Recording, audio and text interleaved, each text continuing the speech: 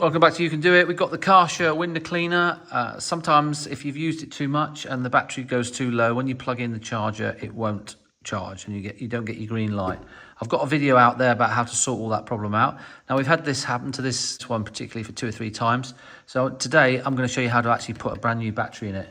So the batteries they use are these 18650 lithium rechargeable batteries that you find in all. They're in computer battery packs, they're in power, cordless power tool packs and stuff like that. And you can buy them on the internet, or if you find a pack that's not working, you can take it apart, and which I don't recommend, but you'll find that there'll only be one cell that's gone off and then the rest are all good. So this is a 2.5, 2500 milliamp 18650. You either buy it on the internet or find one. The one that's in there is a lot smaller, so this will be like twice the power. Not twice the power, but it'll go for twice as long. Okay, so it's a fresh one. So we're going to show you today how to take that. So stick with us. So first of all, let's take the top off here and the water. Take this off, and we're just left with that frame. Okay, they're off. Now stick with the video. I'll put a link on the description for all the tools that you need. But this is a T8. Obviously something to screw the T8. This is a normal screwdriver. This is a soldering iron. So I'll put links to all that in the description of the video. But anyway, we've got this off here like that. Okay, so now we need to take this off. So the way we take that off, that's sort of clipped in. We need to pry this off here. The way you do that is you put a little screwdriver in there and just do a little click like that. And that comes off from that click there. And then we can use our hands and peel that off. Pry it from there, and then you move the screwdriver around like that, and you clip one on, to know which side, one of these sides. And then with that off, look, you get the whole base off. And you need to take that base off because you've got a screw there, look, there, down there, T8, which you can't get to unless you get that plastic bit off. So now we can undo all those T8s.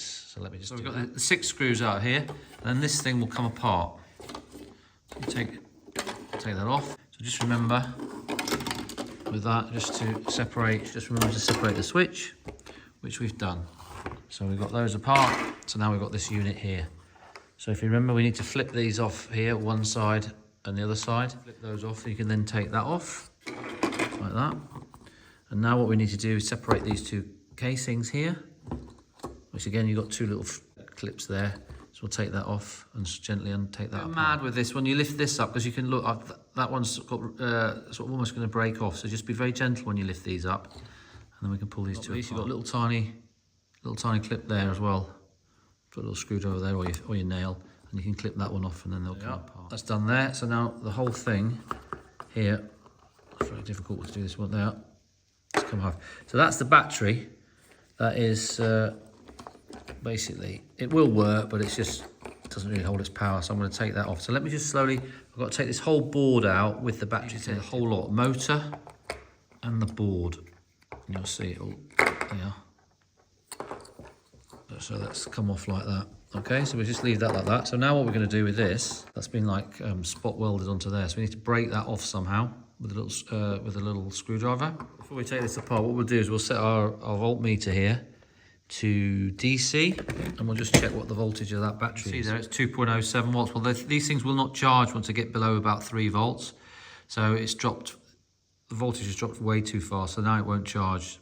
So what my other video was about putting a jump across there to get that to start charging, but we're going to replace this battery. I used some pliers, look, and I've managed to sort of get those off. So we've got those 2 bits there. So what we're going to have to try and do is reuse those, and I'm going to actually solder them onto the new battery. And you mustn't make sure not to get too much heat into the battery because it can damage it, but we're just going to make sure you get it the right way around as well. That's positive. You can see there's a positive sign there, and there's a negative. Okay, I've got a trusty little soldering iron here, which is quite handy. I'll say again, I'll put a link to this in the description. And then put it on there, and it's locked, and it gets hot. First of all, what we're going to do, take that battery off. I'm just going to heat these up here on the end, and get some solder on them, so they're already pre-soldered. Okay, I've just tinned those with a bit of solder. Look, there and there, and then I'm going to put this on here now.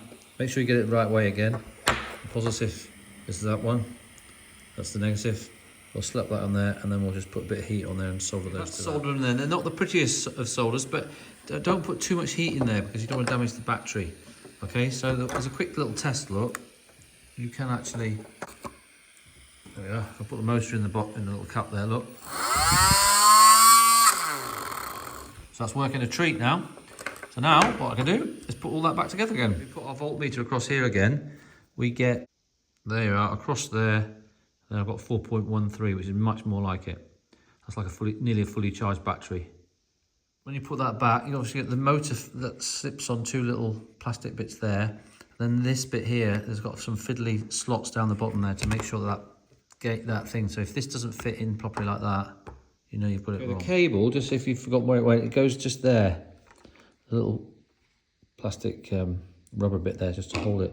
So then we need to put this other side on and delicately put that on and make sure it all lines up and then clip those clips back. Okay, so that goes in there like that. I haven't actually pushed the little clip at the top there together, and that fits in nicely like that, and the cable's there. So now I can push these little clips, these clips flat, okay? Another quick test, so just push a little button, look. So it works fine now. So we can now put that back into into the housing. It's clipped on that side and it's clipped on that side, so that's tops on. So we can now start putting it on the back. Remember, this cable clips here into these little grooves here. Right, there's the cable all lined. So now we can start putting it back in the housing. So then we put the two together and make sure the cable there is all tucked away neatly. And then we'll try and get these two sides together neatly. All right, that's all good there, nice and neat. So we'll put that handle, or put that top one in first, the bolt, the screw. Okay, they're all in and bolted together nice and neat. Make sure it all fits neatly. And then we can clip this back together again. That just clips on there like that, look. And make sure that last one there clips in. Before we give it the all clear, let me just stick the charging cable back in it. The charging cable's in and we've got the green light. So it's all sorted, fixed. So this is a successful job. Yeah. I'll leave that charging just to give it a little bit more juice. Anyway, works a treat. I'll put a link to all the tools I use in the description. Hope you liked the video. Hope it's helped you. If you do like it and you're interested in fixing things, please subscribe to the channel. Send me a comment and just remember, you can do it.